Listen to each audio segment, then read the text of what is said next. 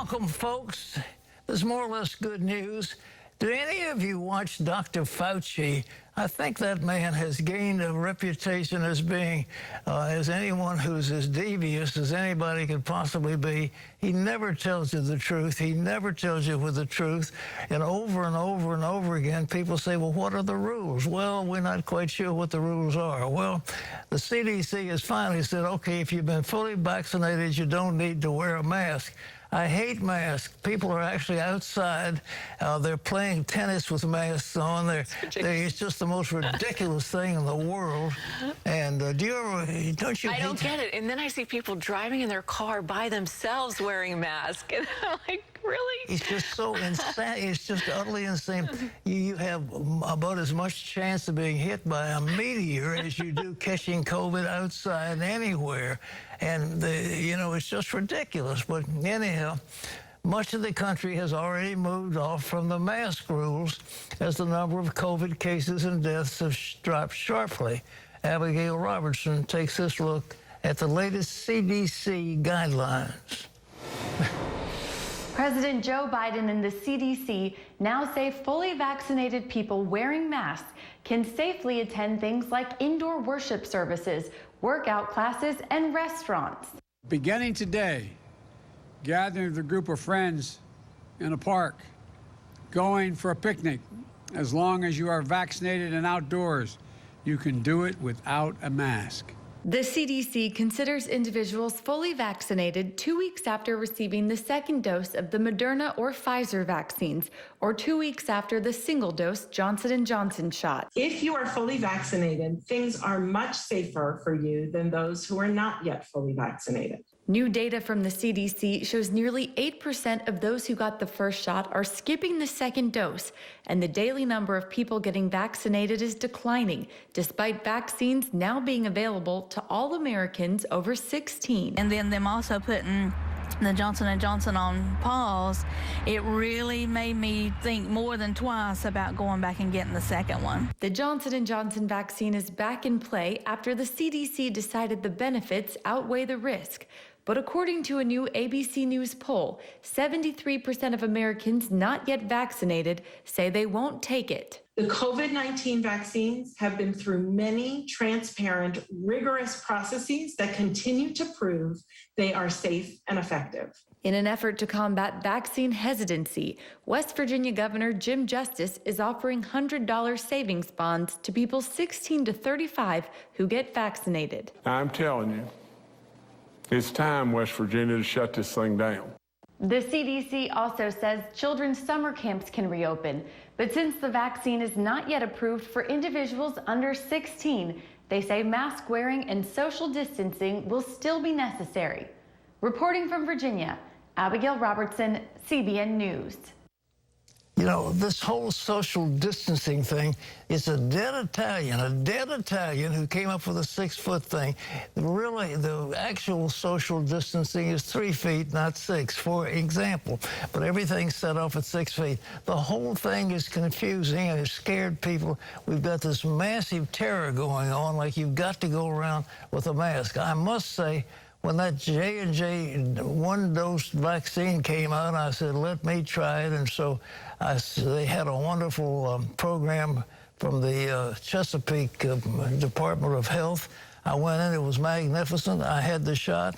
I have had not one twinge, not one blood clot, not one fever, nothing. I mean, it's just been marvelous. And That's wonderful. Did you get the thing? I haven't had it yet. Okay. Well, I love Jim Justice. He is the greatest governor. He really is. I mean, I'm going to give $100 or $10, whatever. He's going to give a bond to everybody that takes it. But we really need to get the stuff. But this mask business is just nonsense. And when you think one woman actually died because she was wearing a mask and she was out running, well, you just can't. You've got to have breath. And what we need more than anything is breathing. And young kids need to breathe. They don't need to have masks on their faces. But I don't wear a mask if I can help it. Yeah, I've never seen you with one on. Well, occasionally I'm going to somebody, some doctor, office, and they insist you have a mask for you. They let you in, then you get in there. And, It's just like in a restaurant. You got to have it. And when you go in, then you immediately take it off. I mean, the whole thing is just nuts. But anyhow, the guidelines, thank goodness, are being lifted, and that's good news for everybody. And anyhow, hallelujah. We are coming on the other side of this thing. It really has devastated our economy, but we're on the other side of it, and for that I'm very, very grateful. Well, in other news, a massive expansion of government finance on the backs of the American taxpayers. That's how one Republican senator described President Biden's infrastructure plan. The president is expected to reveal the second half of his plan tonight during his long overdue first speech to Congress. So what else can we expect to hear? Ephraim Graham has that.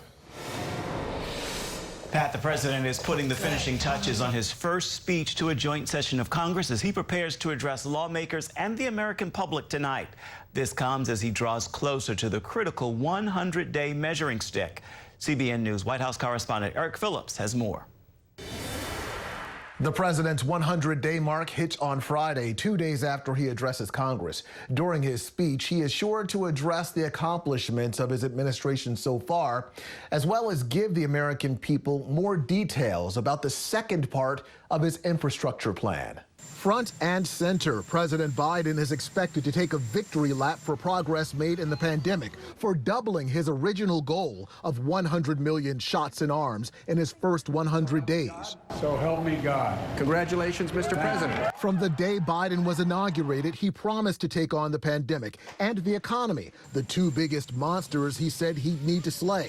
His first big victory came 2 months in office when he signed the $1.9 trillion American Rescue Plan, sending payments of up to $1,400 directly to Americans. This is an American achievement, a powerful demonstration of unity and resolve. Next, the president aims to address the economy through two more plans, the White House calling them two parts of an overall infrastructure plan. Weeks ago, Biden gave details on the first part, the $2.7 trillion American Jobs Plan. It's not a plan that tinkers around the edges.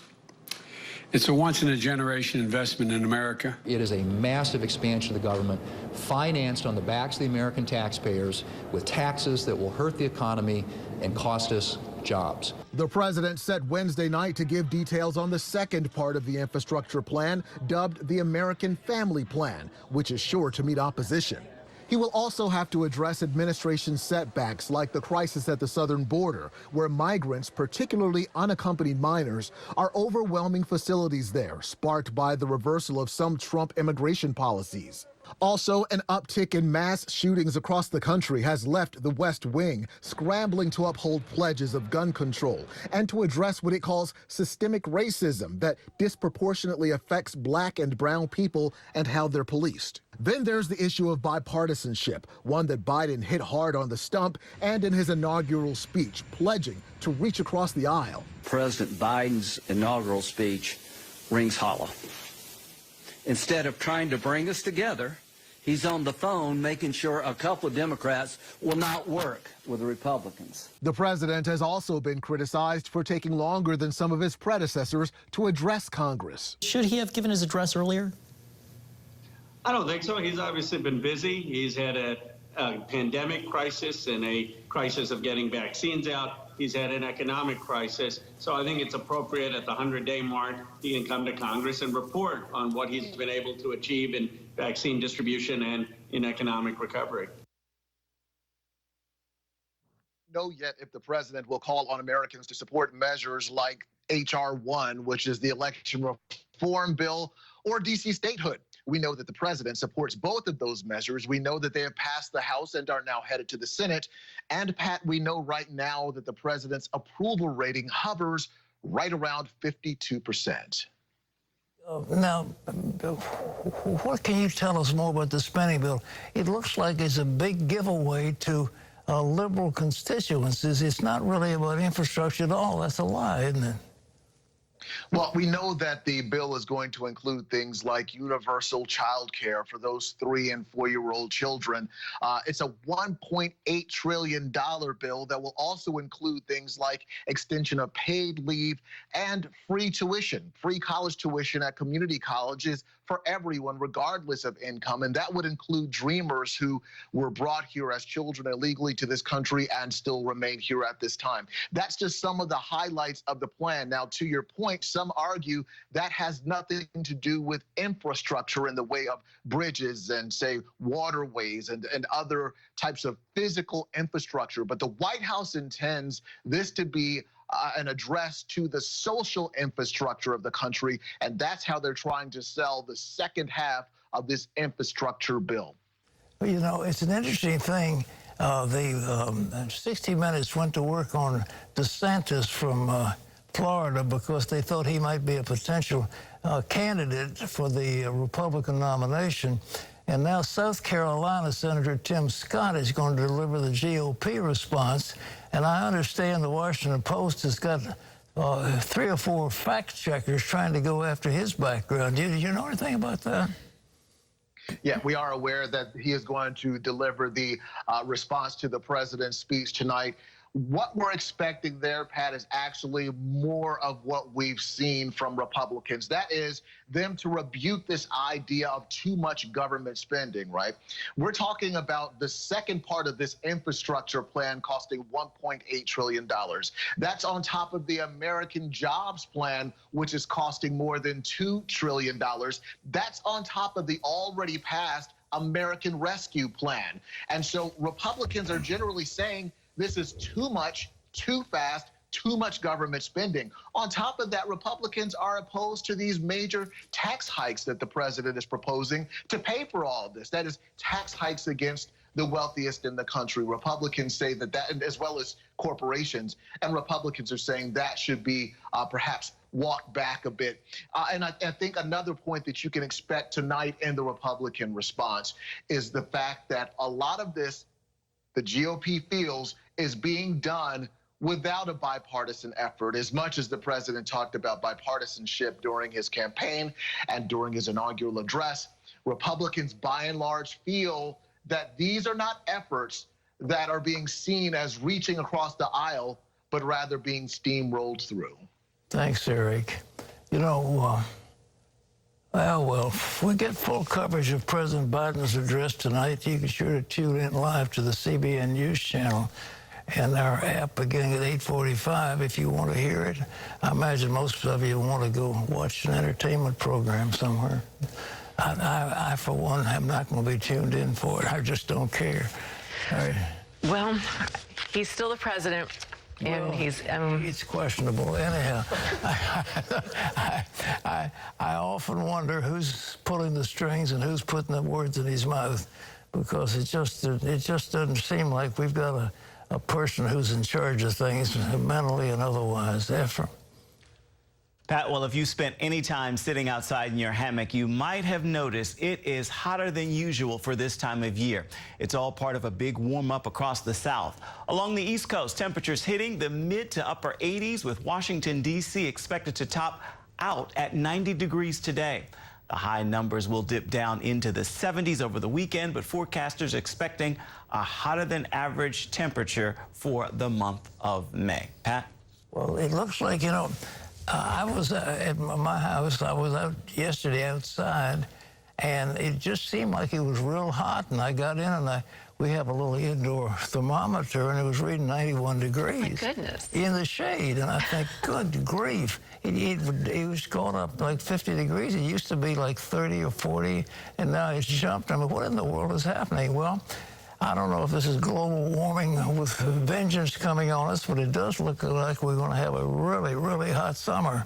And I don't think any of us look forward to that. The freezing cold isn't too good either, but temperatures, when they start talking about 90 degrees in Washington, in May is kind of unusual. And that, Yeah, it's always, the springs are strange around here, though. It sort of goes, yeah, like you said, from 30 to 80, and so... We get the Gulf Stream here that usually moderates the temperature, so we have a rather moderate climate all year round, but my goodness gracious. Okay, what you got? Well, up next, a first-class ticket to your neck of the woods. That's what illegal aliens are getting as soon as they cross the border.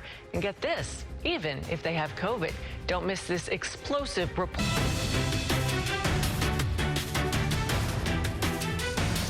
A plane to Dallas packed with migrants, some of them sitting in first-class seats.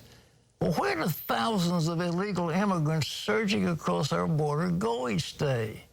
The Biden administration doesn't want agents talking to the media about it, so CBN's Tara Mergener traveled to Texas to bring us this first-hand report on where the migrants are landing in the middle of a pandemic. Signs of the migrant surge, like these pans left behind, are obvious on the border. But experts say the problem is increasingly being felt across the nation in areas far from the Rio Grande Valley.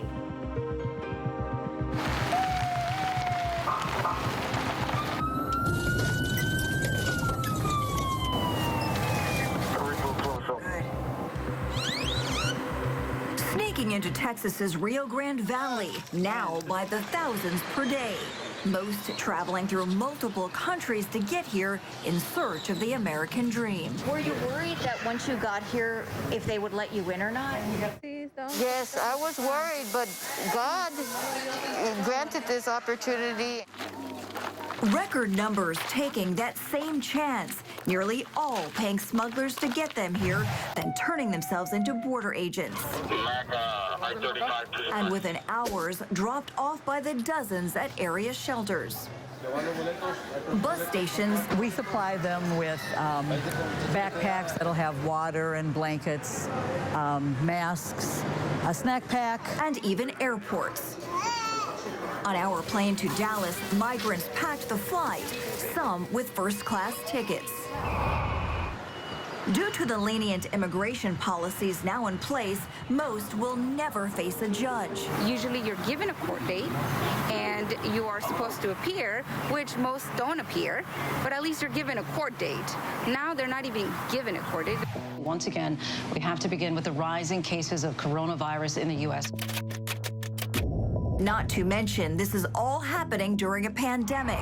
Forget temperature checks, as Border Patrol only tests migrants with symptoms. Others are checked at pop-up sites like this one at the Brownsville bus station. We saw how those testing positive were placed across the room from others, yet they still boarded buses bound for cities across the U.S., some likely spreading COVID along the way. Organizations like Catholic Charities are also in the middle of the chaos. The difference we saw is that they test hundreds of migrants each for the virus. Anyone testing positive packed into vans and sent to area hotels where they are urged. We'll test them every single day until we see a negative test result. In the meantime, they get cared for, meals and anything they need. But not forced to quarantine. We're in the middle of a pandemic. For so long, we've been told, stay home. Kids cannot go back to school. Keep your business closed. I don't understand what their comprehension is, to allow so many people to come in. According to law enforcement, that large number is also due to smugglers who are cashing in to the tune of billions of dollars. Do you think that the increasing numbers coming over right now is going to create more opportunity for these smugglers? Yes, I firmly believe that it's going to increase the numbers of stash houses. The individuals that are crossing the river, they pick them up along the river in a vehicle and bring them to an area such as this one here. Migrants, some kidnapped, others running from the law themselves, are often kept in deplorable conditions as their keepers demand more money to take them deeper into the U.S., often along with drugs. What kind of people hide in stash houses? We've had elderly from males, females, female with a newborn, children. Until recently, Border Patrol's intel team conducted hundreds of stash house raids per year. But we're told many have been reassigned to caring for the migrants once they cross the border, leaving law enforcement to catch smugglers on the next leg of the journey on the nation's highways and back roads. They try alternative routes. They're always looking to find different routes to smuggle, whether it's humans or narcotics. Hidalgo County constables are among those getting federal money to pay for overtime on border security. That includes traffic stops like this one, where we saw officers suspicious of a speeding car full of young men heading north. This is just one of a number of these stops just in the last, really few minutes. Our deputies, along with Border Patrol, have conducted more than 8 to 10 traffic stops within the last 30 minutes. And obviously, they got one. 92, 95, stop motion. And as we learned of another disturbing trend, U.S. citizens are increasingly helping migrants evade authorities.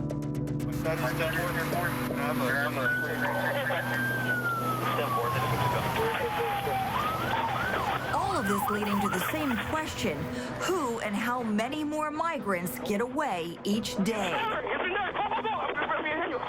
In Hidalgo County, Tara Mergener, CBN News. The president refuses to call it a crisis. It wasn't a crisis. It's just one of those things. These people just seeking a better life. Well, of course, there are hundreds and hundreds of millions of people around the world that want a better life, and they'd like to do it at your expense. So they come into our country, and so now we're going to put them up in first-class hotels. We're going to pay their way. We're going to make sure they're vaccinated. Then we're going to give them free medical attention, and we'll give them free schooling, and we will take care of their needs. And more coming in, and who are going to pay for it? The American taxpayer. That's who. This kind of thing can't go on. No country anywhere in the world can accommodate a flood of undocumented workers to come into their society. It's taking jobs away from people in the labor force. It is confusing our educational system. It is straining our health facilities. And it's just one of those things, and it's all being blamed on the Trump administration. That's just utter nonsense. And you look at the person in charge of it. Who is in charge? Kamala Harris. Where has she gone? Has she ever gone to the border? No. She's in charge. Has she ever been down there? No. But where does she go? She goes up to New Hampshire. Is she running for president again? It looks like that's where you go when you're going to go for a primary. She's gone to the northern border a number of times, but she's never gone to the southern border, not once. But she's in charge of it. And this thing is absolutely going to destroy our society. But can you imagine putting undocumented immigrants up in first-class hotel rooms at your expense? Wow. It's horrible. It's unbelievable. Well, still ahead. Internal bleeding.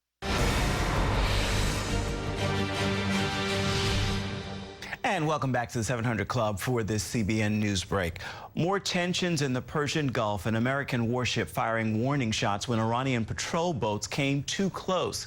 Take a look at this video released by the U.S. Navy. Those lights are Iranian Republican Guard vessels speeding toward U.S. ships at night, coming within about 200 feet.